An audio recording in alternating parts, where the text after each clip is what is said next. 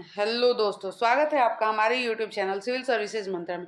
आज हम बात करते हैं बिहार विधानमंडल के बारे में। ये टॉपिक बिहार में हो रहे तमाम कॉम्पिटेटिव एग्जाम के दृष्टि से महत्वपूर्ण है, चाहे वो 72nd बीपीएससी हो या टीआरई हो या फिर एईडीओ हो। ये सारे एग्जाम्स की दृष्टि से बहुत ही महत्वपूर्ण टॉपिक है। और अभी बिहार में विधानसभा का इलेक्शन हुआ है, जिसके पश्चात बिहार में 17वीं विधानसभा का गठन हुआ है। तो आज हम बिहार विधानमंडल के बारे में विस्तृत रूप से चर्चा करेंगे। सबसे पहले तो हम जानते हैं कि बिहार राज्य में जो विधानमंडल है वो द्विसदनीय है, मतलब कि विधानसभा और विधान परिषद। विधानसभा निचला सदन होता है और जो विधान परिषद होता है वो उच्च सदन होता है। और ये बात ध्यान रहे कि भारत के प्रत्येक राज्य में ऐसी व्यवस्था नहीं है। कुछ ही राज्य ऐसे हैं और कुछ एक दो यूटीज ऐसे हैं जिसमें कि द्विसदनीय विधानमंडल की व्यवस्था है। अब हम बात करते हैं बिहार विधानसभा के बारे में, क्योंकि बिहार विधानसभा का भी वर्तमान में इलेक्शन हुआ है और 17वीं विधानसभा का गठन हुआ है। बिहार विधानसभा की स्थापना 1937 में हुई थी और इसके सदस्यों की संख्या 243 है और प्रत्येक सदस्य का चुनाव प्रत्यक्ष विधि द्वारा किया गया है। और विधानसभा के जो सदस्य होते हैं इनका कार्यकाल 5 वर्ष का होता है और विधानसभा का संचालन जो होता है वो अध्यक्ष द्वारा किया जाता है।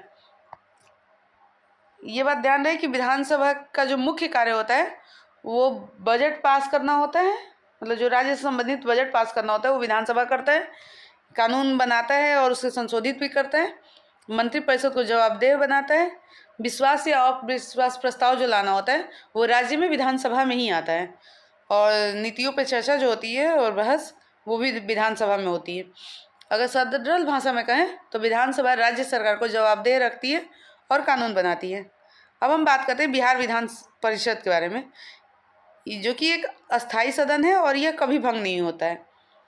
और जबकि बिहार विधानसभा जो है वो एक अस्थाई सदन है, वो हर 5 साल पे भंग हो जाता है।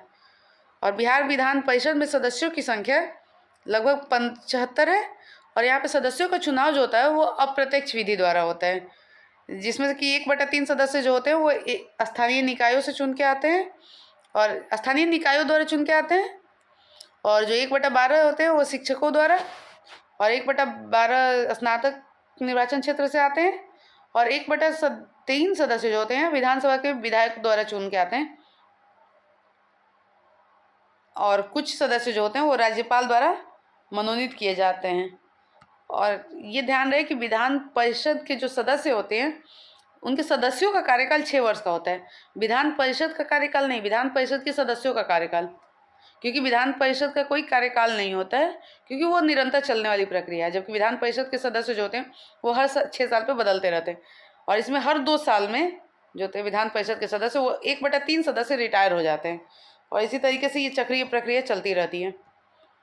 और बिहार विधान परिषद का रोल थोड़ा सा अलग है, क्योंकि ये सुझाव देने वाला और कानूनों की समीक्षा करने वाला सदन है, क्योंकि ये कानूनों की समीक्षा करता है और सुझावात्मक भूमिका में रहता है और विधायी प्रक्रिया को संतुलित करता है। विधानसभा पर नियंत्रण नहीं, परंतु विधायी प्रक्रिया को संतुलित करता है, जैसा कि हमने बताया, और ये नीतियों की बस जांच करता है। तो अगर कहा जाए तो विधान परिषद जो होता है विधानसभा को नियंत्रित नहीं करता है, केवल कानूनों की गुणवत्ता बेहतर करने में मदद करता है।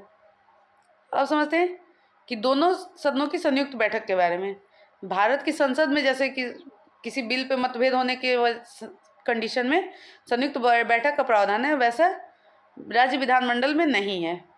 इसलिए यदि किसी बिल पर दोनों सदनों में सहमति न बने तो या तो बिल निरस्त माना जाता है या उसे पुनर्विचार के लिए वापस भेज दिया जाता है। तो दोस्तों, ये था बिहार विधानमंडल का पूरा सरल और एग्जाम ओरिएंटेड विश्लेषण। अगर आप बीपीएससी या किसी भी बिहार राज्य परीक्षा की तैयारी कर रहे हैं तो यह टॉपिक आपके लिए 100% इम्पॉर्टेंट है, क्योंकि बिहार की पॉलिटी को समझने के लिए सबसे जरूरी है बिहार विधानमंडल को समझना। अगर आपको वीडियो अच्छा लगा हो तो लाइक करें, शेयर करें और चैनल को सब्सक्राइब करते हैं। और डिस्क्रिप्शन बॉक्स में फेसबुक पेज, इंस्टाग्राम पेज और टेलीग्राम चैनल का लिंक दिया हुआ है, आप उस पर मस्ट विजिट कर सकते हैं। धन्यवाद।